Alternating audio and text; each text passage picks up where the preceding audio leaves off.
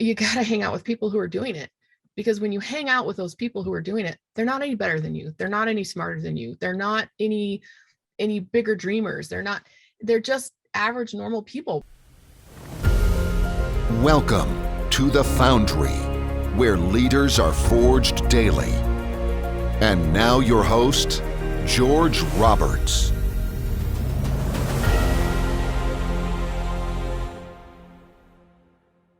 Welcome back, entrepreneurs. Today, we welcome Emma Powell, founder of the High Rise Group. Welcome, Emma. That was a very good DJ intro there. I love that. Well, thanks. I like to keep it simple because I was actually going to give you the opportunity to introduce yourself. So tell our audience, who is Emma Powell? I am founder of the High Rise Group. It's called High Rise Group Capital. And the name came from wanting to group together with other investors so that we could do things that we didn't think we could do. So rising higher together. And I love the name. The logo that was designed basically is like a shape of a house, but it's got like a multifamily skyscraper growing out of it, and or inside of it waiting to grow out. And that's really how I see what I do and what my business has really pivoted to and started to become over the last probably year to 2 years since I created that name and that logo. And I think that it's just the same as a vision board.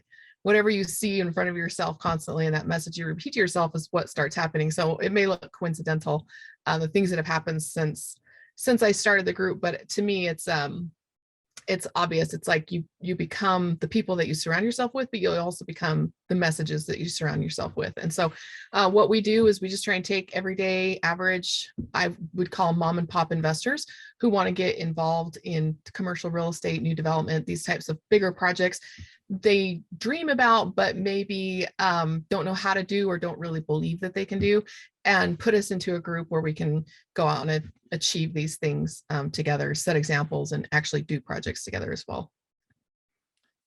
Great. I love that. And I think I'm actually going to try to share my screen because I think that's pretty amazing how you got that logo put together. Just beautiful. So I love that design sense, and the story behind that is really, really, really cool. So yeah, I think I'll stop sharing now. But yeah, if you're watching on YouTube, you got a little treat there, and it's a great and very well put together website. I was going to ask you this at the outset of the interview, but I know that your husband, Troy, is in IT, and is he behind that snazzy website? No. So I have a background as a graphic designer and started out, I remember I did my first website in high school in like 1993. It wasn't even called, there wasn't even an internet back then. It was a Linkway project. And so for me, I'm always just really, really involved in computers. And my dad was a software developer back in the 1970s. And now we're like, oh, wow, he's so autistic, right? But he was really a front runner in this tech industry. So I grew up in a really techie family. And so this website, honestly, is just a free template off of Google Sites. I use Google pretty heavily for Google Drive to manage documents. And I use a lot of like the Gmail tools, the G Suite tools. And I've done websites from scratch. I don't code HTML, but like using Dreamweaver back in the day. I've done them on WordPress. I've done a lot of them. And I think maybe this is a message that we could kind of tie back into real estate. It's like, there are certain things that I do, or what we were talking about before the interview started with the photography. Like, I don't have lights. I don't have the right microphones. It's really low tech. And when I got into this point where I was like, hey, I need a website. And I started talking to my husband, trying to talk him into doing it for me, because I'm over it. I just don't want to, there's certain things that it's just a lot of work. And I find that the content itself needs to be highlighted, not necessarily the lighting or the package that it's in. And so I was bugging him to try and do my website, and he didn't want to do it. So I was just like, I don't want to go back to WordPress. It's changed a lot since the last time I did it. And I just got into Google, and I said, I'm just going to use a Google site. And, it turned out really well. And I think that that's kind of how I run my business. I just try and keep things really low tech, really lean, like the start type of philosophy, where I try not to have people that I'm hiring. I try not to have a lot of overhead. I try not to have a lot of monthly subscriptions, but that doesn't mean that I want to be a DIY person and do everything myself, but I try to keep it really lean and keep the hiring and personnel and all of the subscriptions that you can have, really to a minimum. If I'm going to adopt something, it's going to be after a long time of struggling with it and looking around for the right fit and really dialing it in to keep it really lean. Right. Yeah, it's always an interesting balance to hit, but you did amazing. And I wouldn't have guessed that that was out of some free tools. Obviously, you've got that design sense that goes with the territory of being a photographer. Well, one of the things that I really love about your story is about how you went big right out of the box. You skipped all the rigmarole. You went from 0 to 92 units in the first 18 months. You've grown exponentially since then. I see you have reached the high rise phase. I'm sure we'll talk about that project at some point today, but tell us about the mindset and the execution that it took to go from that, like, hey, I've read Rich Dad, Poor Dad. I love the idea of doing real estate. And then you actually got into it and you were able to execute at that level. What would you have to do? I wish I could really narrow it down to some things in my past that took me from someone who didn't believe that I could accomplish things to somebody who believed that I could do it, because then I would be able to teach the concept better. But when I look back, it's a personality thing. And I try and find little things that support it. Like I'll often tell a story about my grandpa, when I was a little kid, 9 or 10, and I was wondering, when I heard that they were retired, I was like, oh, how are they going to live? Like, how do you make money? How are they going to survive? And I didn't understand about like saving up money for retirement or anything like that. And my mom said, oh, well, he's got a pension from the Air Force. He's career Air Force. She said, also, he put some money in the stock market years ago and he made $1 million and they live off of that. And I remember thinking like, oh, wait a second, like as a little kid, like if my grandpa did that, he's not any better than me or any smarter than me. He just did the right things. And now he's retired and he can live off his retirement. And it occurred to me in the subsequent years as a teenager that could be something that could be earlier than your typical, 65. My dad was a W-2 worker. And my mom was like cottage industry entrepreneurial. Like she always had a business designing like sewing patterns or quilting or these kinds of creative endeavors like that. So I was raised my dad was tech. My mom was very creative, very entrepreneur oriented. But I think that experience with my grandpa really just taught me from a very young age, this is how you retire. And as I got older, I realized this is how you retire early. And so for me, I just put it all aside and didn't think about it, because you get caught up in like my husband's W-2 and having a bunch of kids and always hearing these things in the back of my head from my pre-married to self, and then just getting to be a certain age, 40, where you're like, why haven't I done any of it? I'm a big talker, but I haven't done any of it. And I just didn't want to be that person. And so when my kids got a little bit older, I just went out and I just did it. I think the thing was, maybe if there's one thing I could teach out of this, like if you struggle with this, how do you overcome it? You got to hang out with people who are doing it. Because when you hang out with those people who are doing it, they're not any better than you. They're not any smarter than you. They're not any bigger dreamers. They're just average, normal people, which is, I guess, goes back to the high-rise thing, the mom and pops who want to go do something big and let's go show you how to do it. It's all because when you're hanging out with people who are actually doing it, if you get into that room and you feel like they're so much smarter than you, they're so much better than you, that there's no way you could ever be like those people, I think you have some internal work that you need to do there. But if you can get in there and say, these people know how to do things and have done things that I haven't done, but at our core, they're not any better. They're not any smarter. They're not any more, and believe that you can do it because you're watching people just like you do it. I think that's the way to really get over that hump and start being an action taker. Yeah, I love your approach. The idea of not assuming that people who've done more than you, who have accomplished more, are better or smarter, but just saying, hey, they did it somehow. Let's sort of get in there and reverse engineer that. How did they do that? I really love that. I think that's a great lesson.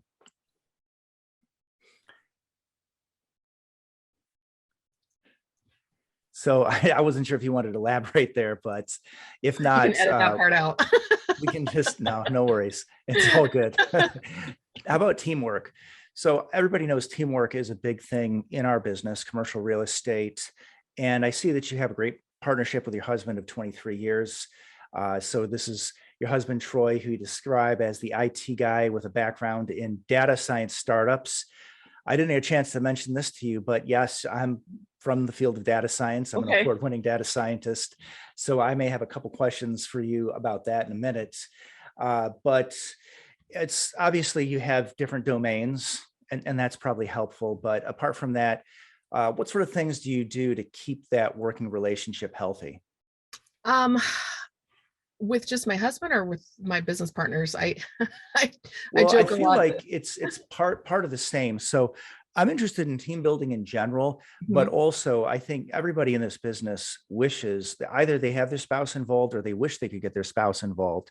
So I'd be happy for any sort of tips you can give us on either end. Okay. I tell my husband's like we moved to Utah. It's maybe a bit of an inappropriate joke, but we moved to Utah and I got like 7 new husbands. I'm like, whoa, I told you we should have moved here. But my business partners, working with the team members and business partners is just like working with your spouse or being a parent and working with your kids. I think the team building can be in sports, it can be in the military, it can be at your office, in any way. It's just relationships between people, and learning how to communicate is going to be the number one skill that you need in order to build teams and to be effective. And I think what really taught me this was right when I first started investing, probably in 2018, and I was coming home on an airplane and I was listening to Crucial Conversations, which I've mentioned before is one of my favorite books. But the beginning of the book is really what reached out and arrested me, because it didn't start out to be a book about communication. It started to be out to be a book where they studied the patterns of successful people, and they were trying to find the common threads that tie various types of successful people, what they have in common. And what it came back to was the way they communicate and the way they can mobilize teams by the way they communicate. And so that really caught my interest, because it's not just about being a nice person and wanting everybody to win-win, because that's part of our principles. But as part of the technique of actually accomplishing things, learning how to talk to people, how to be an information leader or an influencer.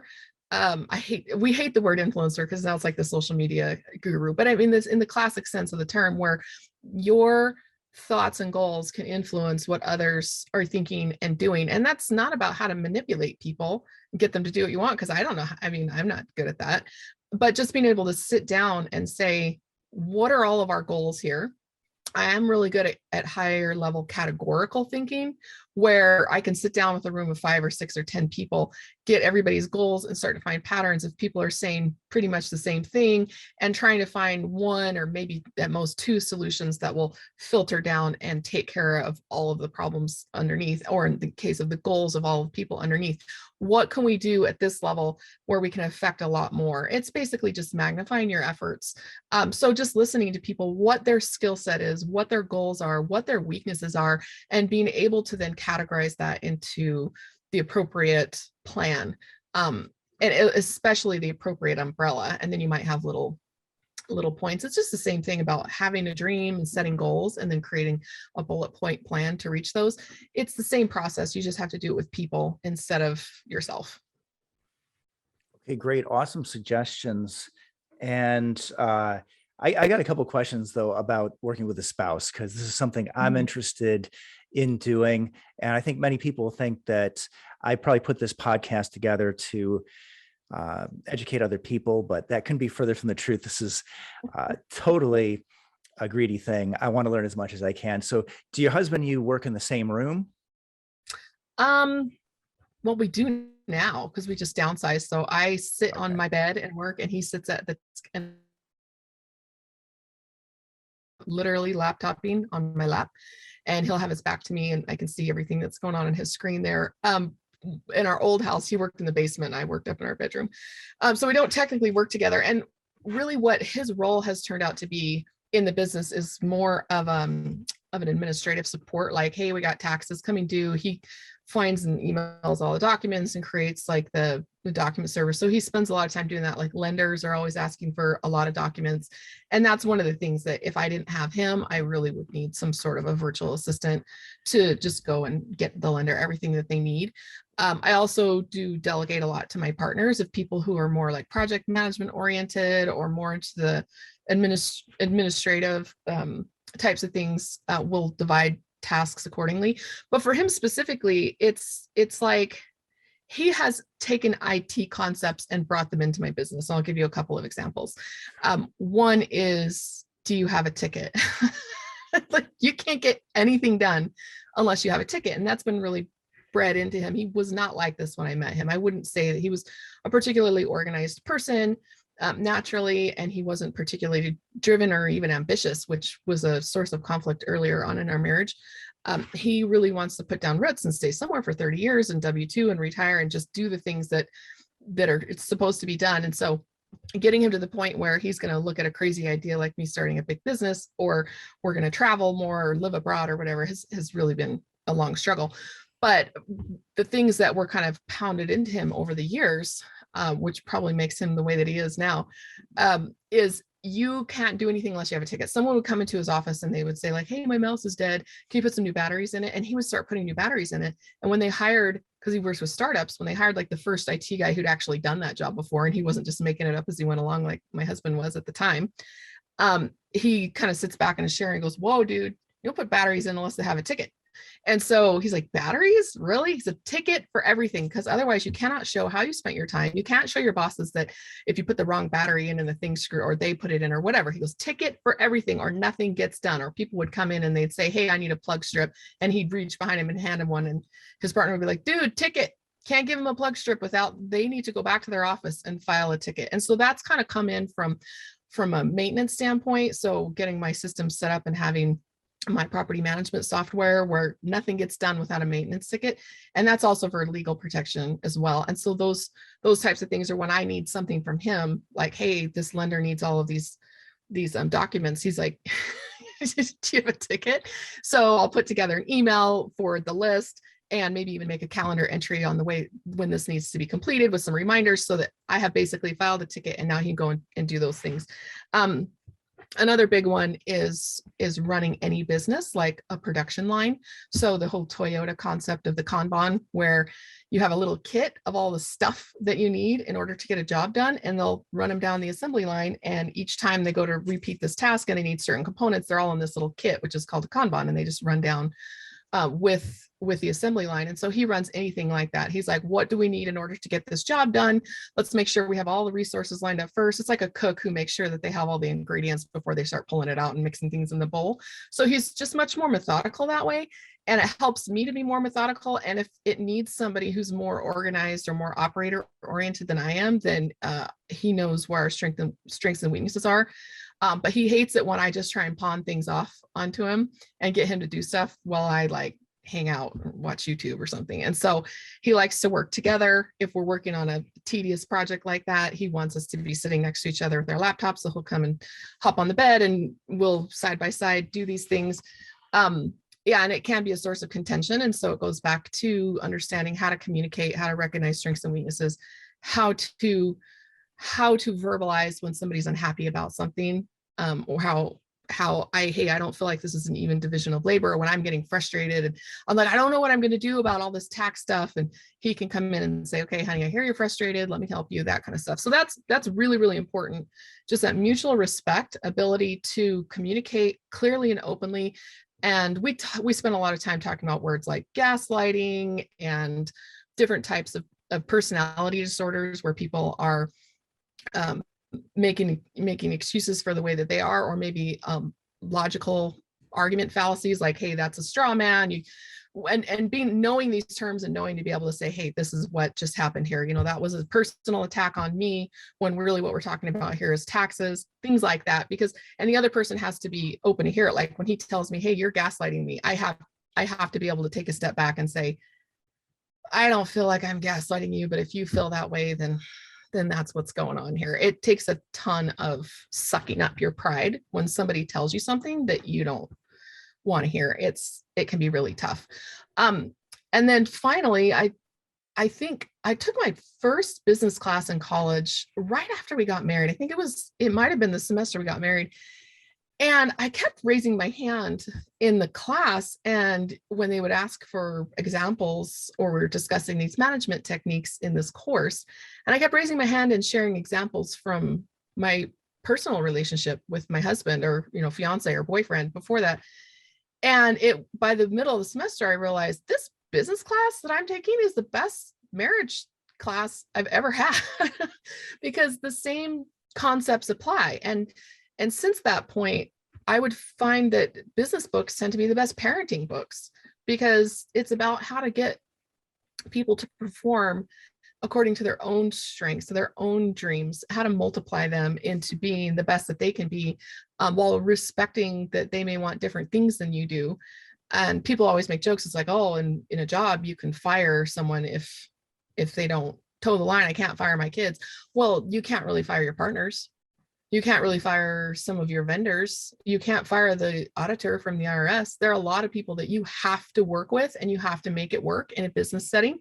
And I apply all of that over to my parenting with my kids as well. So business books, business management books, parenting books, marriage books, it's all the same thing.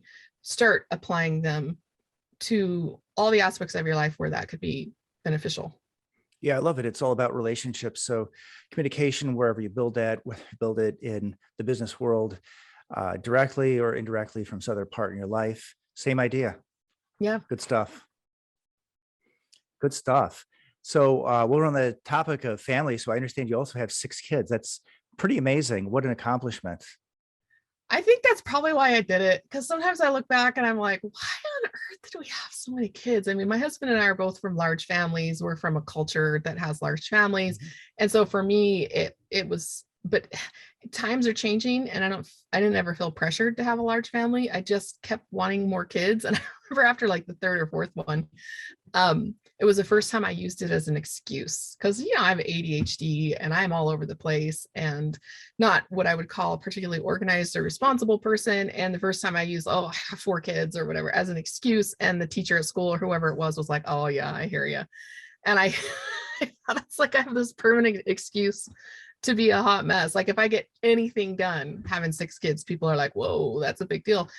But I think that it has forced me to learn things that I would never have learned any other way in 2 ways. One, just how do you keep everything going? How do you strip away the things that don't matter? How do you focus on only controlling what you can control? Stop trying to control your children because you can't. It's a waste of mental energy. It's a waste of time. And so that takes away from my ability to build a business or other things. So I'm so wrapped up in micromanaging my kids' lives. So I'm not a micromanager. Well, that's one of the reasons we homeschool is because I had a really hard time coordinating everything with all the teachers. It was like a part-time job. And so when I pulled them out, I was able to educate them all in a single stream. Like we're going to the museum today. And if the older kids were learning things and reading things and the little kids were getting something at their level out of it, but we're all at the same place doing the same thing. So it was a lot easier for me. Again, it goes back to being lean, going back to being efficient, going back to stripping away everything that doesn't matter, everything that you can't control, everything that distracts you from being the best you can be. And so having kids forced me to learn that. And especially having an autistic son myself, he wasn't diagnosed until like he was right before he turned 18. Although I kind of knew he had it since he was maybe 13 or 14. Once I learned how to handle a kid with those particular set of challenges, I really had to learn how to let go. He has something called pathological demand avoidance, which means he won't do anything. It's extremely difficult to work with. And the conventional wisdom is to put them in a low demand environment, which for me was extremely difficult because it's like, no, you need to get up and do these things and you need to be a high achiever and you need to do all. And I couldn't make him do anything. And the therapists were like, the pressure has to be constant, but extremely gentle because it would turn into basically an autistic meltdown of yelling, screaming, making excuses, verbally assaulting the person who was pushing him, a massive anxiety reaction. And so it was basically learn how to work with him at his pace and be really, really patient with him. He's 20 now and he's going to college and we're doing okay, but it's been very slow bit by bit. And that has had to teach me a lot about how to work with other humans and keep my own feelings and my own aspirations, my own expectations in check and really match it up to what I'm dealing with, who I'm looking at rather than what I want. Yeah, very interesting. And a lot I'm hearing in there. I think that the lessons you get as a parent are very important leadership lessons and an opportunity to learn about the world in a way that you wouldn't otherwise. So Mhm. yeah, when you really take full advantage of all the opportunities in your life, I think it all flows back around. And I think it also is a skill in being able to observe and apply. And I think maybe if I had to say, like, what's my superpower, I always make jokes that I'm good at herding all the cats and I'm good at keeping all of the things together. But if you really had to bust that back to the base level, like I said, I like to categorize things and put them all in the same bowl or under the same umbrella. That's just the way that I think. Being able to herd all the cats or get all the things done, especially since I'm not a particularly process driven or organized person, has really been about learning from other people's mistakes and their examples, being able to take those lessons that you see, that you read in a book or that you see on TV or you see from people around you or from experiences that you've had, being able to observe and then apply those things to a variety of applications. Apply it to an application, go look at that. So just being able to stick it on other things.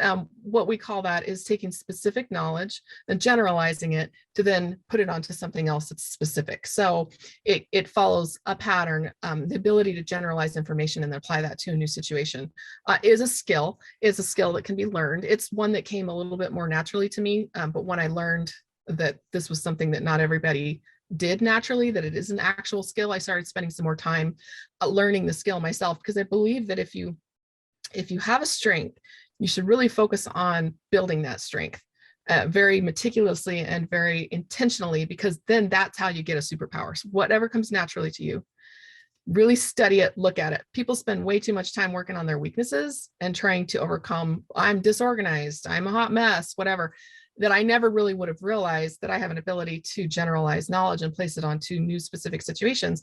That really has become something I feel that I'm really good at.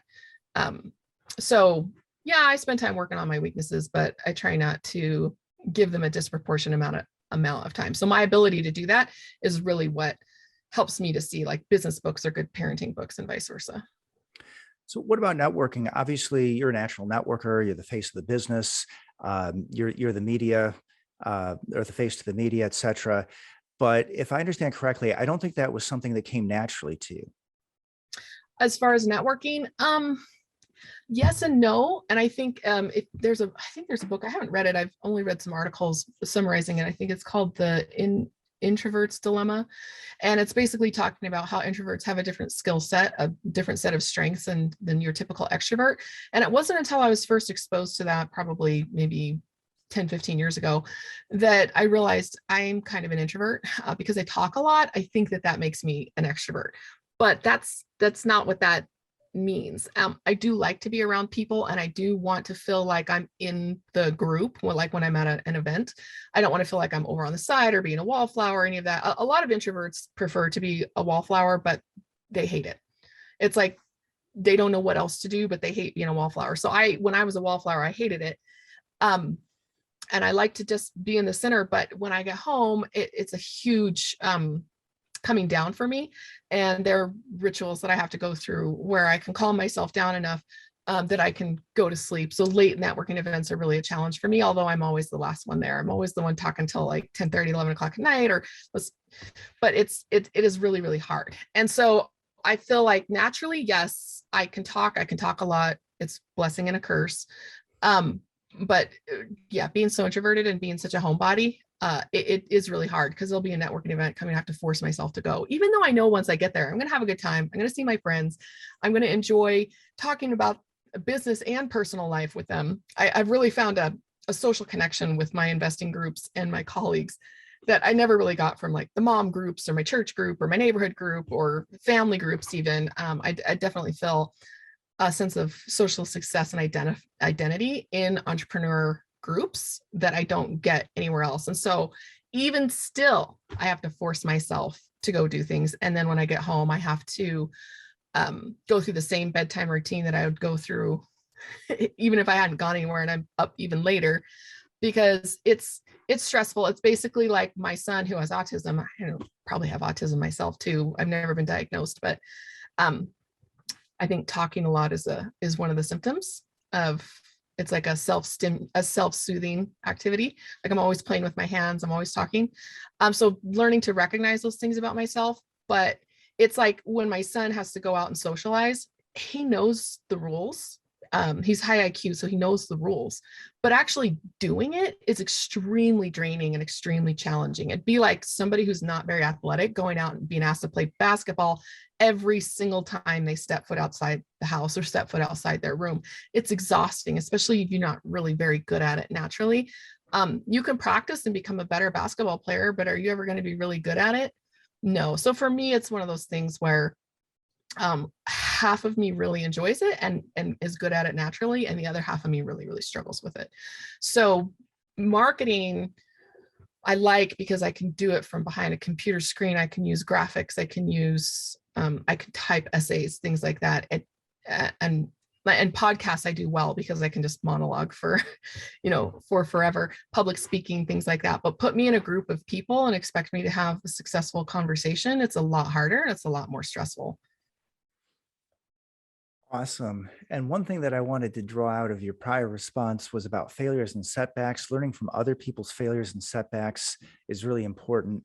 I always love the quote that a smart man learns from his mistakes, but the wise man learns from the mistakes of others. Mhm. So is there anything else that you can help us understand? I mean, you've gone through a variety of projects. I mean, I think you started out with lending, then you went on to smaller multifamily. Now you're doing high-rise construction, redevelopment, et cetera.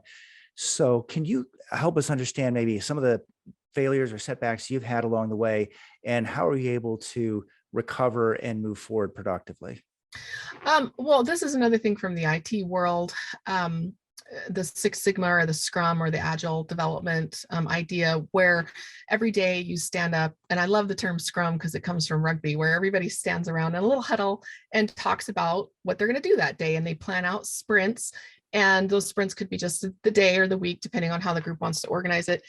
But then part of that development process is after a project is completed, before you move on to the next project, but basically the last stand up or the last scrum that you have is an autopsy. It's the post-mortem. It's like, how did that go? What went well? What went poorly? What could we do differently? And what do we want to do the same? And again, it's the same thing as picking your strengths and focusing on really building those strengths, but you also have to look at what went wrong and where the setbacks were.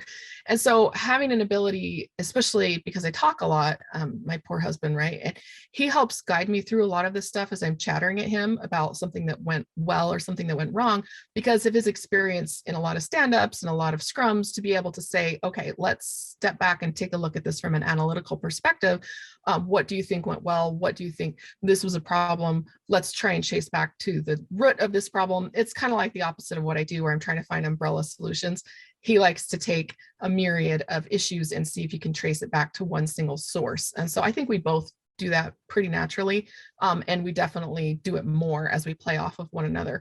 So being able to basically have the postmortem, it's like therapy for projects, and where you get to process everything and you get to take some notes and you get to make plans. And when having him as a partner, because he's not a technical partner in the business. Like, does he do any real estate? No.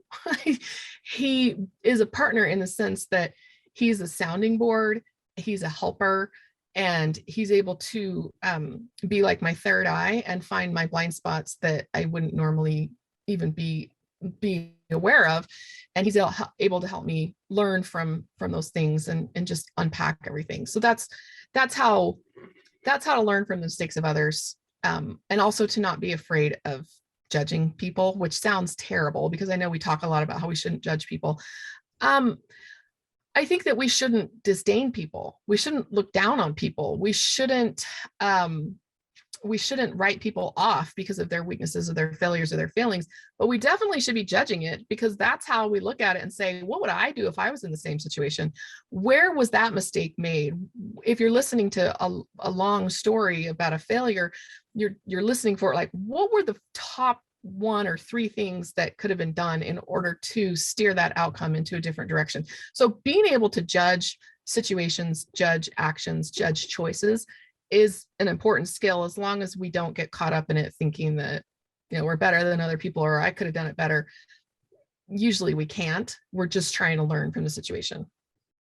Right. Awesome. Are you willing to talk about anything, that maybe gone wrong in one of your deals or your construction sites and how you got past it? I would say we have a couple of really large errors, but it's the small errors that crop up every single day that you're dealing with that can really wear you out. That's where a strong team comes in and understanding where everybody's strengths and weaknesses are. So for me, we were in a meeting one time with my partners, the high-rise partners, and we were struggling over, I don't even remember what it was, something where we had to talk to our new partners. They ended up buying the project from us. But there was something that needed to be negotiated or done or said or something. And one of my partners said, I need to be on that phone call. But I was the general, the managing partner on that deal. And somebody else was like, I need to be on that phone call with you tomorrow. And I didn't have a problem with it. But one of my partners spoke up and he said, no, I think that Emma needs to do this by herself because, well, and the other guy was like, why, what? Like, why are you not letting me be on the phone call? And he was like, well, it's like, that thing that she does. And I was like, oh, what are you talking about? He goes, I don't know what to call it, but whatever that thing that she does, she needs to go do that. And so we were able to basically take and play off of each other's strengths. And this particular guy who said that, he's a professional project manager, like he's certified and he's really good at it. So he would take over that. So those little errors or avoidance of errors, or being able to look at, hey, what went wrong and then how would we fix that? So first, another specific example, that wasn't necessarily something that went wrong, but it was something that we could see going wrong and we're trying to anticipate going wrong and sending in the right skill set in order to deal with that particular problem. Like they would never put me in charge of taking care of a problem with our taxes. It would just be stupid. So everybody on the team has their strengths and their weaknesses. I think mine are more soft skills and they're a little bit harder for people to really put a label on, which is why I thought that was funny. That story is funny. He's like, whatever that thing that she does. Another issue that we had, I've been very public about this one, is a deal that we had under contract in Texas late of 21 or spring of 21, and it ended up falling apart.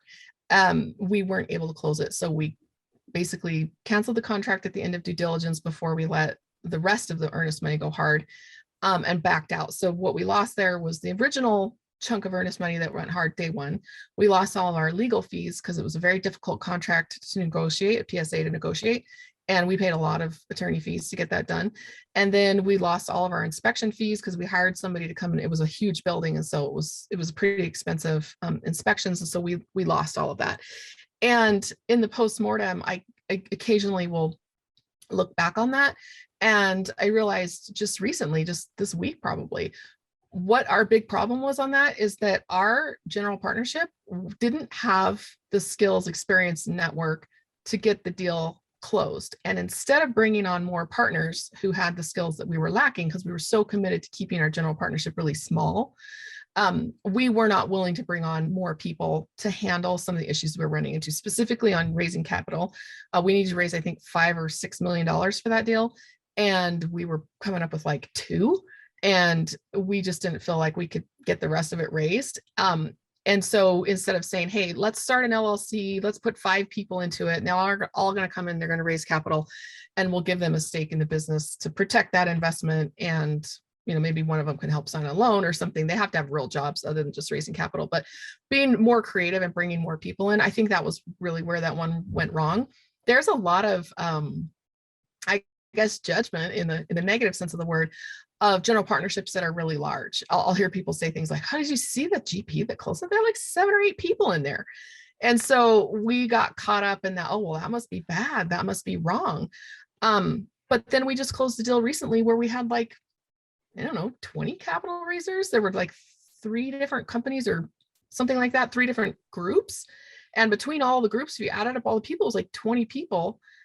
And because they run capital raising businesses, they get in there and then they will help with asset management and signing on loans and other things that they do. Because like I said, you can't just raise capital for legal reasons, but they were willing to do whatever it took to get these deals closed. And I'm watching other people do that. I'm like, well, what was our big problem with having enough people in the general partnership to get this done?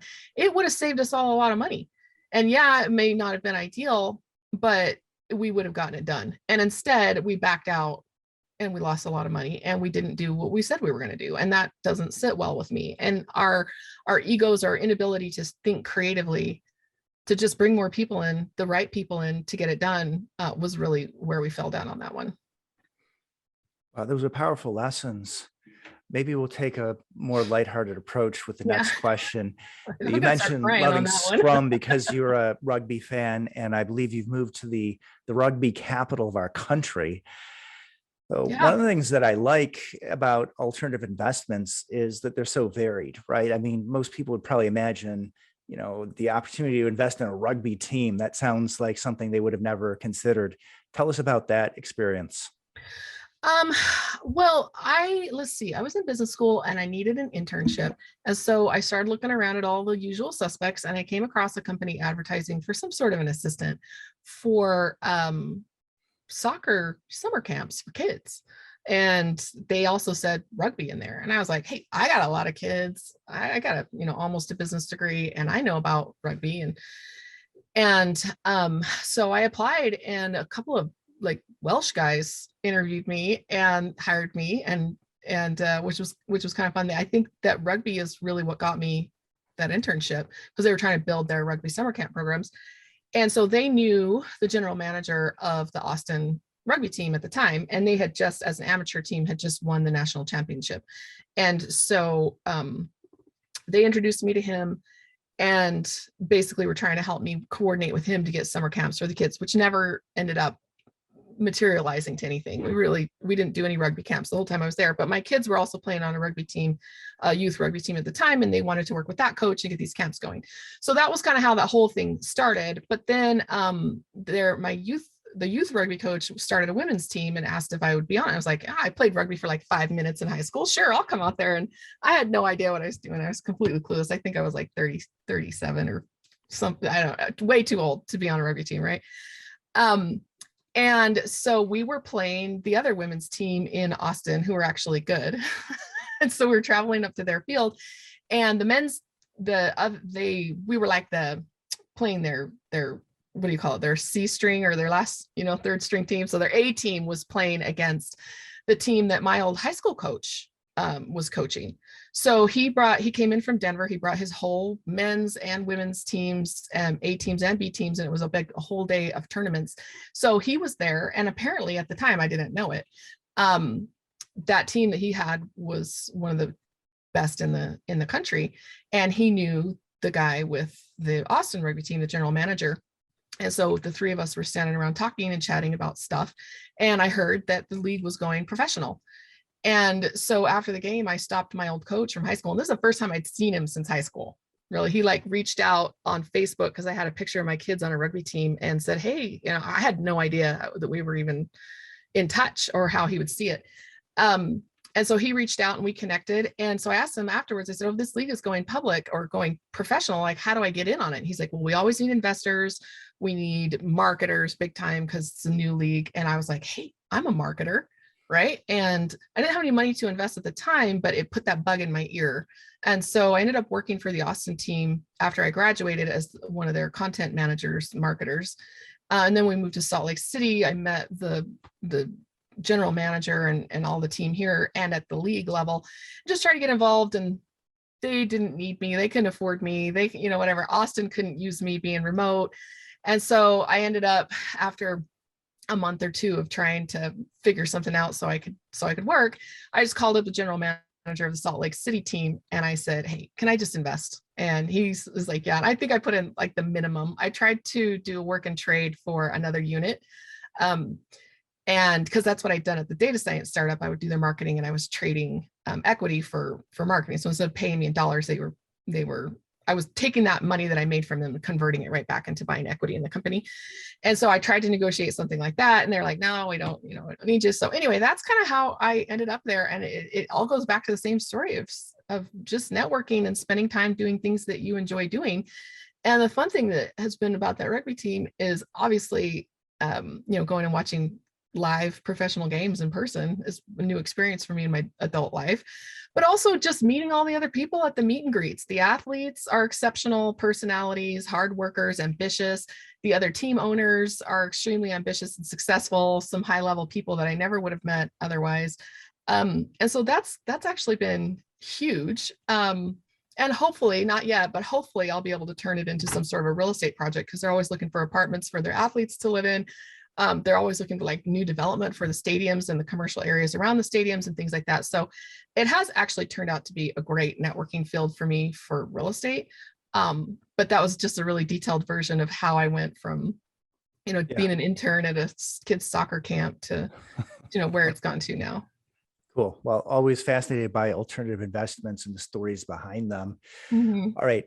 Try and make a quick one out of this, because I was really fascinated by how you have your finger in so many pots.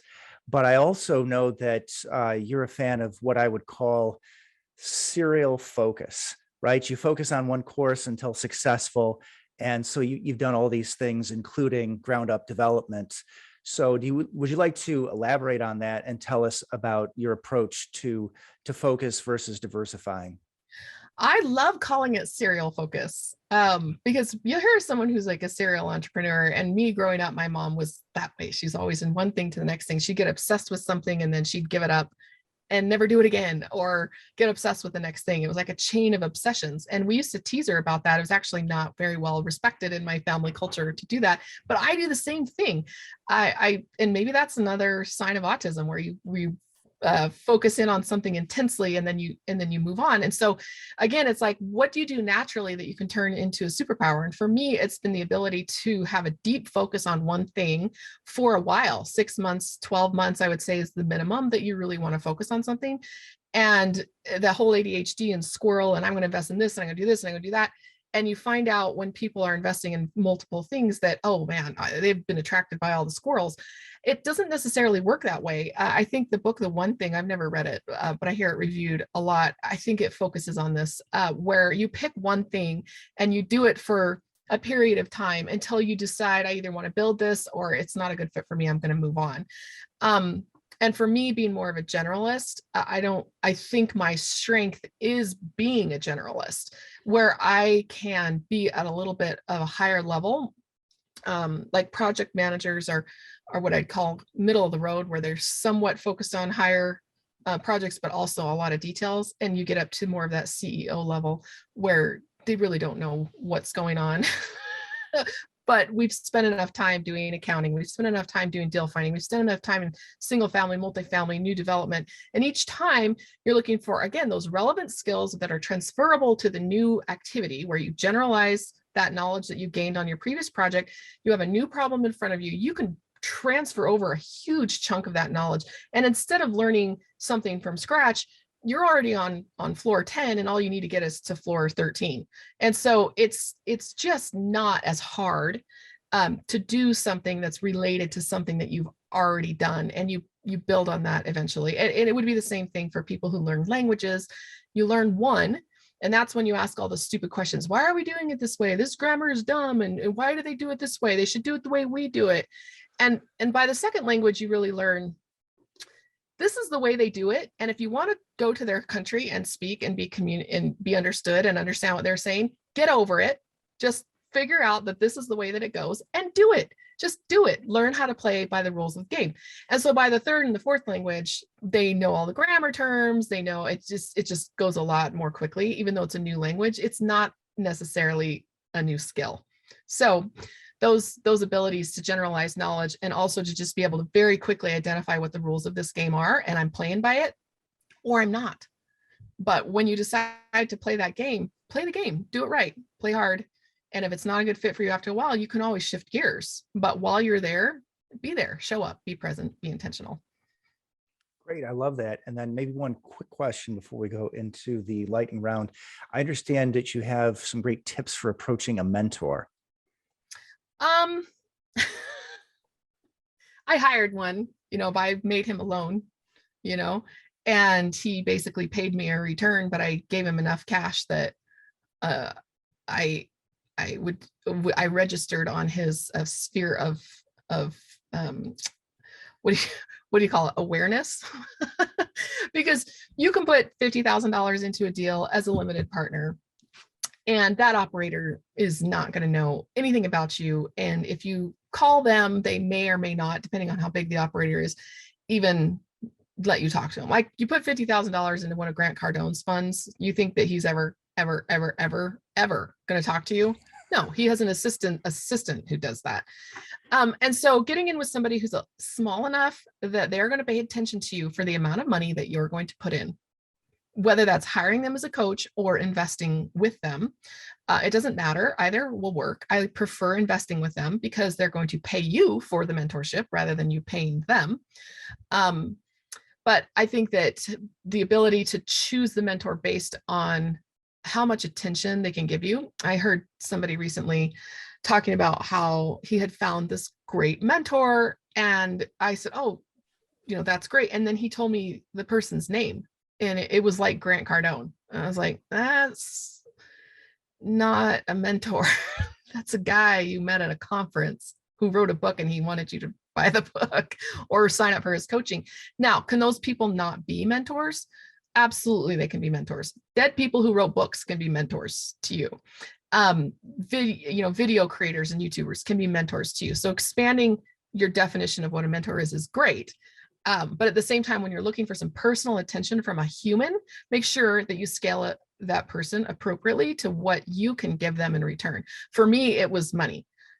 You could be giving them some sort of a skill that they're missing. I will say this though, if you volunteer to work for somebody for free, be their intern, their unpaid intern, have a time limit that it will last. Because really what happens is people will come in and they'll offer to do some job for me. And after 2 months or 3 months or 6 months, they kind of fizzle out. And I think that leaves a bad feeling in both people, because the one that fizzled out may feel like they let me down or that they didn't help out the way they said. And it's always very apologetic and it's always a very awkward conversation. And then I start to feel like, well, I thought we had this on a roll and now I'm doing it by myself again or needing a new person.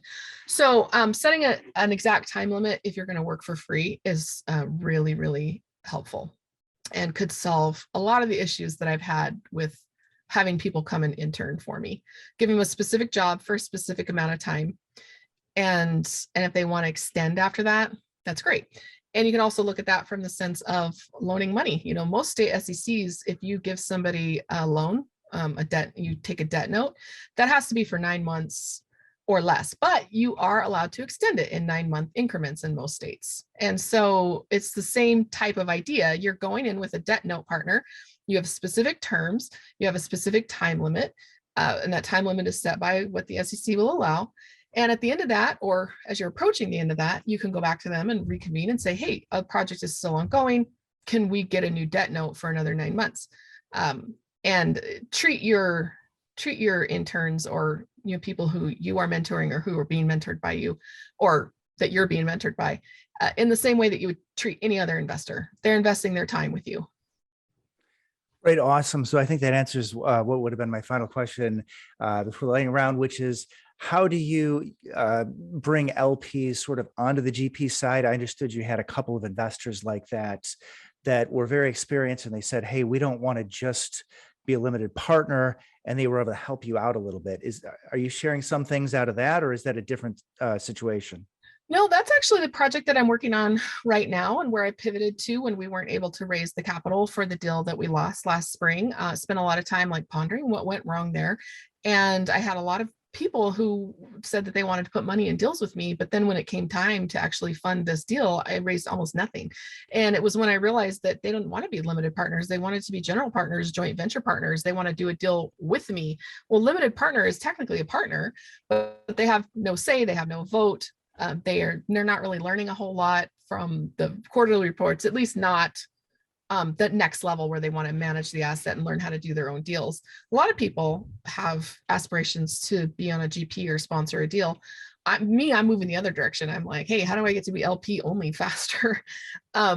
People should only want a GP on a deal if they are looking to build their career and they're looking basically for a new job. It is a career shift. So it's not it's not get rich faster because you're a GP. It's a ton more work. It's a ton more risk. and you need to know a lot more people and a lot more things. And so the step from LP to GP is actually massive. And so it was an opportunity for me to look at my network, who most of them wanted to be GPs, other entrepreneurs, and there's a lot of money there, and not having any way to use it because they don't want to be an LP. And we'd already shown, you can't have somebody with 100 grand or you have, 12 of those or 20 of those in your GP. It just doesn't work that way. If they're putting money in and doing nothing else, they're a limited partner by law. Right. And you don't want to mess around with putting people on your general partnership who actually don't do anything in there. That's going to get regulators red flags going up. So I was actually talking to one of my partners about this, and he's also a securities attorney. And he said, well, why don't you start an investment club? And I was like, because I've never heard of that. I don't know what it is. I don't really know how it applies here. So I went home and did some research, and he set up a meeting with his partner, and we talked about it. And it's basically the SEC has a whole carve out for investment clubs and how they work. And basically, you have less than 100 people, and everybody's making their own decisions on what they're going to invest in, versus saying one person is having control of the pool of money. They choose to invest in something and in each individual investment. And then you pool it up and you send it over as a single unit, but nobody in there is having decisions made for them. That would be a fund, and you'd have to jump through a lot of SEC hoops to run a fund. And so we spent months working on the project. I just turned my existing meetup into a club meeting where instead of having a speaker talk about stuff, real estate related stuff, we just started crunching deals. I was like, hey, I talked to this operator. I'm friends with her. If we can bring in enough, then we can go in and negotiate for a little bit of the GP in order to protect that large chunk of money. And in exchange for that protection, we are also getting access to back systems, back office systems, documents. We can sit in on the meetings. We're non-managing members, so we're more like consultants and advisors, but we can help sign on loans because a lot of us have experience. Some of us are totally new and they're just trying to get their first co-GP, and others are on the other end of it where it's like, I don't want to sponsor deals anymore, but I have a wealth of knowledge and experience that I can offer in more of a consultant role. And so we pool our money and we bring it in, and we're also able to raise money from other limited partners because as members of the GP, we are legally able to do that. So we'll go out to our networks and raise limited partners straight into their existing syndication because they'll already have a fund set up from their Regulation D offering. So that's already set up. So our LPs just go straight into that existing fund. So we spent months just working with different attorneys and trying to get it structured in a way that we were in compliance and that we were also meeting everybody's goals of wanting to get their first co-GP or to be a GP with less responsibility. So anyway, we just were able to close our first deal using that structure in January, and we're looking for our next one. And so I think the more people we have in the club, it's free. We meet every week. We look at deals, and if we want to invest in it, then we'll reach out and negotiate something. And now we have a good legal team behind us to make sure we're doing it correctly. That's kind of one of the reasons it took so long to do our first deal from concept to close, is because we just had a lot of legal questions that we needed to work through. And a lot of partnership stuff. It goes back to herding all the cats. It's difficult to get everybody kind of moving the same direction. I don't have to be the leader of every deal. I don't have to be in every deal. It's just a club where we look at deals. Recently, we had somebody say, I like this deal. I'd like to invest in it. And he just reached out to the owner and they kind of started working together to make that happen. And I wasn't involved in it at all because I didn't want to invest in that deal. So it's actually been a really beautiful networking experience as well. It's very flexible, and whatever people's goals are can be met. Do you want an LP? You want to be an LP in more deals and you have a better deal flow coming in of deals to look at and operators to look at? Do you want an accountability group where you're looking at deals together? Because, sometimes we procrastinate that stuff. Do you want a good network? Do you want a good education? Do you want to be able to invest in things? Do you want your first co-GP, or do you want to be less involved? Like, it's very flexible, the format that we use. And I try and take everybody's goals into account and move from there. Like recently, somebody reached out to me and said they wanted to get some fund management experience. And I was like, club could start a fund. No reason we couldn't. Why don't we just get like 5 of us together and go start a fund for a couple small deals? And then, you have fund management experience. It's very versatile and we can do a lot of things. It's just like stuff needs to get done. What do you want done? Let's get together and let's get it done. Awesome. Well, very fascinating. I'm going to make sure that everybody has an opportunity to get a link to that club good concept. And it's something, a little bit of a different take on that than I've heard before. So really want to make sure that everybody has an opportunity to do that. Now, I've kept you for an hour, so Yeah. I want to say that what you've given me here, I think, is way better than a lightning round. So I'm going to give you the opportunity to just wrap it up here. I want to thank you very, very much. Fascinating and very informative interview, Emma. Thank you. Yeah, thank you. And like I said, I can monologue with the best of them. So I appreciate you giving me the platform to do one of the things I like best.